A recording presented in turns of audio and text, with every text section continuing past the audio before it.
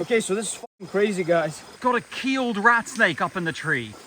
All right, the second I stopped filming, it immediately jumped off and tried to, for the first time ever, your arm. You're hiding your arm. All right, check out where we're staying here in KL, guys. It's pretty cool. So we have just like forest directly outside our apartment. And looking this way, can just oversee the whole of KL. It's looking quite great this afternoon, but yeah, Plato's still kind of recovering from his flight. All right, if you're wondering why we are in Malaysia and who this strange Mediterranean gnome on my balcony is, this was all introduced on the first Patreon exclusive herping video. Subscribing to my Patreon will give you access to these important life updates and episodes in the Rupert's Reptiles Chronicles and massively helps us make more and better quality videos. Link is in the description. But yeah, we're gonna try and get out for a second night of herping tonight. Go out to a different spot, maybe try somewhere completely new. First night, you know, we went to a kind of trail I've been to in the past. This time I'm thinking of hitting a completely different spot. We won't be out too long because we're both really tired and we got a lot to do in these daytimes. Like we've been out all day today running errands, getting settled in. But it's looking great. There's some rain in the air. Let's go out and see what we can find. Gonna try a different spot this time and one which, well, not really. Turn left onto the slip road. What the Batan's ass. Hey man, we cruised the snake, man. We just cruised a subterranean Southeast Asian worm. We did. Plato just informed me that the scientific name of the species, Calamaria lumbricoidea, literally translates to calamari, like the squid fucking tentacles, worm-like, right? Yeah. Yeah, worm-like squid tentacles. So that's pretty impressive right here. Reminds me of the other species you get, Calamaria pavimentata, which literally translates to squid tentacles on the floor. So, pretty interesting. But yeah, this was the first species of the Yala expedition, actually, and it's our first road crew species here in Peninsula Malaysia, out here on this little quiet road we headed out to tonight. Super nice venter on these guys, but otherwise they're kind of an unremarkable small fossorial subterranean worm-looking MF, so let's get going and see if we can find anything else. So the intention of what me and Plato are up to here is trying to not visit trails which are like well known around KL, because obviously people have been herping here for so many years. There's so many spots which are well known. We're trying to get out there and find some good quality habitat in places where people haven't gone before. So the next few nights probably going to be quite hit and miss. We're just going to be driving hither, thither, everywhere, trying to find stream access, little trails, and just see what shows up. So it's kind of an open mind. Long-term goal is to locate some kind of what we call a turbo rare megalitha, right? But we're happy with anything at this point. Everything's a lifer to Plato. So let's get into the forest, see how it goes. Road cruising was pretty slow. We only saw one DOR wagglers after that reed snake. So we've hit a trail briefly and Plato spotted this Draco. I'm not sure exactly what species it is. Like on first glance, I would have said Blandfords. But this one's got like super vibrant yellows on the wings. Quite awesome, actually. What a beautiful lizard right there. All right, check it out. No snakes so far along our little trail, but we did get what I've coined a big boy trademark. Look at it, like reds this one has on its chin as well. Like Beautiful. he was just standing so proud and tall, like a king in the undergrowth, and he still looks like that in Plato's hand here. He's looking extremely menacing. This is certainly what I consider one of, if not the best frogs in Southeast Asia. Just the incredible long-nosed horn frog. Look at that. Check out this freaking insane adult male grandis we just found here. Sleeping way like lower than you generally expect a huge adult male to. With a super defined crest and that amazing like blue and yellow on the side. These are super common around here, but seeing a large adult male this up close is always impressive. Like look at that. Like a freaking basilisk of Asia. At last, we managed to rustle up some kind of serpent, and it's surprisingly not snake AIDS riddled Tias fusca. Sometimes you can be often pretty malnourished, and we were making jokes about we might find a malnourished Tias fusca the whole time, but this guy looks good as new. Let's get him down. All right, Plato, man, tell me what's going on. Okay, so this is fucking crazy, guys. I split up with Rupert, and I hiked the stream, and he went up the hill. And I found this piece of snake shed, and I was like, it was so big and with such small scales, I was sure it was gonna be a retic. So I was like, okay, let's just keep pushing this micro habitat further and see what I can wrestle up. And then as I was walking the stream, I just see this like flash of slowly moving bands And I'm like, what is it, a freaking Dendrophila? Melanota, sorry. And yeah, I just see this absolutely beautiful guy. I'm so excited. This is my first ever wild python. Yeah, and Boss was like talking all day long about how he wanted to find a retic, and surprisingly this one's like so calm. Yeah, has it even bitten you at all? No, it doesn't want to bite at all. Yeah, look at that. It's not even like head sight. Like, look, it doesn't even open the mouth when I... Yeah, hold it like that for a second just so I can take a closer look, because it's looking iridescence. It's beautiful. Super iridescent on the head with Absolutely. that iconic like bright orange yellow eye there. Yeah, look at that. Hold that still for a second. I just want to get a close-up of that. That's what retics are all about. Not the most vibrant one, this one, but it's got some nice dark yellows throughout its body. And actually, funnily enough, the reason I came back and found him fondling this python was because I walked up the stream and I actually just got myself a relatively large snake. If you put these together, you'd actually find they'd probably be very similar in length. This one's obviously just twice as thick as the Tias. But yeah, man, I got this freaking sleeping Tias fusca. I'm gonna try and put it in a place where I can show it properly, because these large snakes are just never easy to film. Let me get its head in like a good position. But yeah, from out of nowhere, this area hadn't been productive for snakes for the last hour for us. We hiked around, saw nothing, and then out of nowhere, we get these two beautiful, awesome, super... Yeah, look at that, guys. We put this python on the ground, and this one's super, like, docile, so placid. It just wants to hide its head. And it's just sitting here looking absolutely like a mass of a golden treasure that was discovered in, like, a pirate's cove. Like, that is so cool, next to this small stream habitat. This is not a spot that anyone, like, knows about around KL either. We just went out randomly into the hills, found a stream, and just started hiking there. And look at that, man. We've turned up some snakes, boy. We've turned up some snakes, boy. And now I've got like a much better look at this one too. Like suddenly, like ever since I stopped filming, the two snakes we caught have like calmed down a lot, and you can see them in like much nicer quality than you could in that original video, which was just like a mass of moving scales. Here, yeah, not the most green one I've ever seen, but a really nice quality individual. No ticks, no blemishes, no marks, just looking absolutely fantastic here. A big Tias fusca, and absolutely docile as well. These guys never bite. All right, we got Plato behind the wheel of the car, driving on the left-hand side for the first time in a while.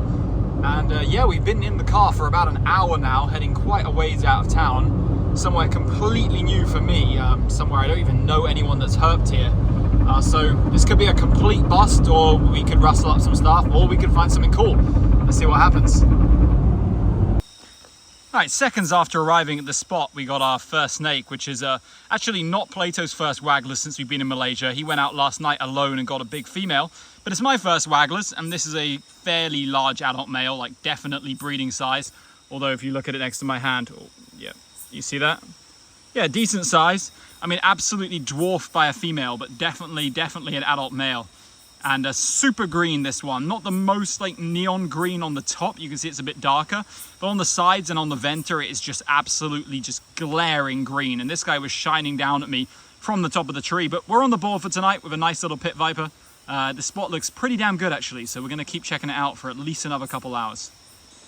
I actually just left Plato down there to put that male wagglers back up its tree, and just a few meters down got another wagglers. I think this one is a juvenile female, judging by the like very pale coloration. Also looks a bit thick for its size. We'll try and get a closer look at this one, but if it's too high, yeah, there's a little juvenile female wags there. Just on for the wagglers. Oh, that's freaking bright. Got a huge Tias fusca, like just a massive white-bellied rat snake dwelling up on this palm here. Let me zoom all the way out. This one's a good like 2+ meters, this one here. And more thick than the one we caught the other night. We're gonna see if we can get a hand on it, but there's a chance it might just climb away or go somewhere, so we'll see how it goes. All right, we're being severely truncated by flies here, but Plato managed to get this guy down with my help, and for the first time ever, frickin' Tias fusca, show me your arm. You're hiding your arm. Tias fusca got him and just straight up just gashed this man open. I've never seen that before. Hurt. Sometimes like these in-shed snakes behave a little bit differently, and usually you'd expect the in-shed snakes to be a bit more confused, but this one seemed to want to bite, which you rarely ever get with this species. But because it's in-shed and pretty like distressed, we're going to put this guy right back in his perch. We just wanted to get a look at it, 100% confirm the species, confirm for our new spot we're checking out, and this guy looks great, so we're going to put him back. Here you go, we got a little Malayan vine snake a bit further up. First one we've seen in Malaysia here. And I'm going to catch it before it goes too far away. Because this, of course, is a life of a Plato. Oh, that's not a wasp. There's been a lot of like waspage going on this particular climb for this snake. And let's wait for it to calm down when we can get a look at this nice neon green bitey boy here, right here. You see, the Malayan vine snake is such a nice like looking head. Really, really, really sleek. So much better than Prasina, which tends to look like an old widow after a certain amount of time with a big nose. But yeah, another snake tonight. Let's keep going. Just got back to the road, and while Plato was looking under the bridge, had a quick scout along the road, and there she is. We saw a couple little ones, but there's the big girl. And even though Plato saw one last night, this is the first one I've seen in Malaysia so far. So I'm definitely going to want to try and get this girl down for some pictures because she looks beautiful. Plato's herping around under a bridge somewhere, but as you can see, I retrieved this extremely long stick where I was very easily able to gently coax her to climb onto it and get her down. So let's take a closer look. All right, here's a look at this girl. I got Plato here now to hold the stick. Not quite as nice as the one that he saw last night, but certainly a cool individual. It's quite a lot younger than his one, so it still retains quite a lot of greens and looks more like the Thai morphs of this species. The Malaysian morphs tend to be way more black and yellow when they get big, but this one's still in the process of losing its greens from juvenilehood. Like you can see, still got quite a lot of green spots on the head, and throughout the body there's some green speckling. They look really beautiful at this size, but I tend to prefer them when they're a little bit bigger. And yeah, look at her. Fantastic to see an adult female Wagler's pit viper. These are just an absolutely remarkable snake. Like, they're a bit too common to be considered a showstopper, but I feel like for everyone who's like new to the region, this is like one of their absolute biggest targets when they come out here. So pretty cool thing to see tonight. And just a little bit further along this quiet roadside, what would you know? Another adult female Wagler's. This one's a little bit bigger than the last one, but its coloration doesn't look too different. Like, it doesn't look too yellow like the one that Plato saw yesterday. So we're probably just going to leave this one in situ, even though it's way easier to get. It's like at head height over here, but pretty cool anyway. 2 adult female Wagler's in one night is always a nice sight. Yeah, here's a little bit of a closer look at it. I moved in to film some more. This one is a bit bigger than the one we just found, but not significantly so, and doesn't look particularly beautiful. It might even be in the early stages of shed. So I think we're going to leave her just sitting in the bushes here, but a great sight. 2 adult female wags in one night is always a great thing in my opinion. So 4 Wagler's tonight in total so far, which is pretty cool. So yeah, breathe it in, enjoy it. This is probably going to be the last snake we see tonight. Later. Fuck. Condominium. All right, here we go again. Plato's behind the wheel of the car now. He's you know, progressively getting more comfortable driving on the opposite side of the road, and I'm chilling in the passenger seat, waiting to head out again and do some more checking out of some interesting localities. Just hoping to find whatever we find, really. Check some new streams, some new roads, and see what shows up. Obviously, we want rare stuff, we want showstoppers, but honestly, happy with anything, and whatever looks decent tonight, let's see how it goes. Yeah. All right, we're on the mark for tonight. Plato spotted this little triangle keelback down here in the water. Pretty nice one as well, with some nice greens on the head, nice reds on the neck. We saw one of these on the recent Yala trip in southern Thailand, but it escaped. There was a little bit of a misidentification crisis and it disappeared under a log. But we managed to get this one in hand, no problem. I was a little bit late to the scene, but it was just resting up in this vegetation above the stream, which is kind of a typical resting place for these guys, especially at night. But yeah, beautiful triangle keelback. Plato's a huge fan of Natracine, so he's very, very happy with this. This is one of his like biggest targets, not specifically this species, but just any like Natracine, which is why we wanted to go out here and hike some streams. And this is only a couple minutes into our walk, so a good sign, good omen.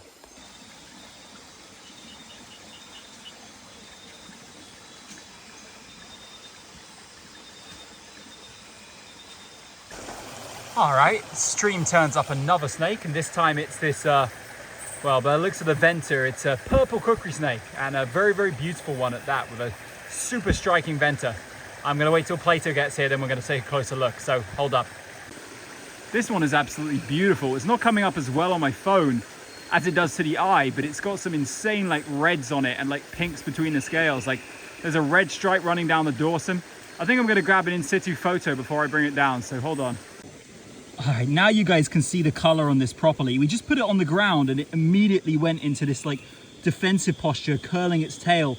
And like with that red stripe, this has got to be one of the nicest purpurasens I've ever seen. Like, I knew the ones in Thailand were generally kind of dull, but this has just blown me away. Like, this snake rocks. And even though I didn't film any handling, it's actually super docile too. Didn't try to bite at all. I didn't exactly let its head crawl on me, but I was holding it by the tail and like a bit by the sort of mid-body. Didn't come back and try and bite at all. But this is a great find here. Definitely one of my favorite finds so far in Peninsula Malaysia. And before it stops being in this awesome pose, I'm going to quickly go and shoot some pictures of it.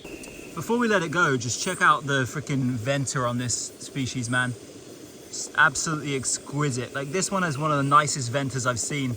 Bright kind of coral red with the white and black checker markings on the edges.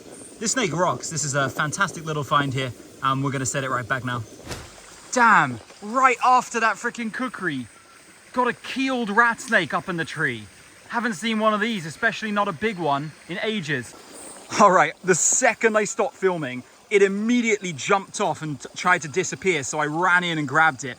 And we got this like perfect keeled rat snake specimen. Now, these are way less common to find than TS fusca, especially sleeping at night. Usually I just get these while I'm hiking around limestone karst in the daytime or driving on like roads, but they're certainly not a frequently encountered snake, not at all. Maybe you see like just a very small handful per year, but this is like the perfect specimen. It's not long at all, but it's like as thick as some of the individuals we found, which were like twice the length of this one. So this one's clearly been getting some meals, and look at that head, like big eyes. Let's go in close for some like eye shots, and you can see we're being so like free with it, because unlike during the daytime where these guys launch for your face, if you find them at night, they tend to just act very confused and not bitey at all. You can see it puffing up its neck occasionally, but it hasn't tried to bite either of us, even when I grabbed it to begin with. But what I like most about this one is how defined the tail markings are. You know, when I saw it, I was originally just thinking, oh, TS fusca. Then I saw these tail markings and I was like, yes, a keeled rat snake. Such a cool species to find here. Anywhere you're herping in Thailand, a keeled rat snake is a fantastic find. And I haven't seen one of these for ages, so I'm so stoked with this. We went from seeing no snakes for like almost 2 hours of walking to then 2 in just a couple minutes. Fantastic. Look at that. What do you think, Plato? It's one of my biggest targets, and I'm just super happy to see this guy. Awesome. Yeah, such good quality. What a snake, man. Here, check it out. The snake's completely calm now and looks amazing. Like, what I like the most about this one, I think, is just how pale it is on the tail. It's really pale overall, quite reminiscent of mucosa, especially with the overall like girth of this snake. It rocks, and not one of us has sustained a single bite off this. No attempts to bite, which is about as good as possible. A silky smooth, beautiful rat snake here in the jungle tonight. And let's keep pressing. Guys, so just after that carinata, we didn't even take like 10 meter steps down, and I'm pretty sure I just found one of, if not the rarest raccophorids in Peninsula Malaysia. This is Leptomantis robinsoni. You'll remember that I found one in Naratiwat in December, and I was like over the moon. I was like, turbo rare mega lifer frog. And Stephen, who's herped around KL for so many years, that was his lifer too. And I thought these guys were restricted only to the most mature primary rainforest, but there's certainly a lot of big trees where we are. And I'm trying to talk myself out of it, but with those spots on the face, that weird shaped head, those brown spots, like, I'm pretty sure this is Leptomantis robinsoni, Robinson's flying frog, which is absolutely insane, and it means the camera is gonna have to come out again. What the buttons, Russ? Right, check this out. I got it in hand and it's like puffing itself up and going a bit darker, like it's already darkening up, so you can see the contrast coming through, and it's beginning to look beautiful like that southern Taiwan. And look at that black webbing. Yeah, I'm 100% sure this is Leptomantis robinsoni, which is definitely our rarest and most significant find since we've been here. An amazing, ultra uncommon primary rainforest dwelling Raccophoridae. Probably a canopy dweller, but honestly, I just don't know enough about this species, but incredible. I'm so stoked with this, guys. All right, very cooperative subject for photos. Looking absolutely wonderful. Not quite the same as the one we got in Thailand, but a much paler morph, which is nice in its own way. And we're gonna leave it exactly here. What an awesome, large, turbo rare mega life here. There's been some kind of truncation. He's lost. No, this way. This way. There? Yeah. And like follow the ridge around and it will slowly slope down into the trail. I want the fizzy rock.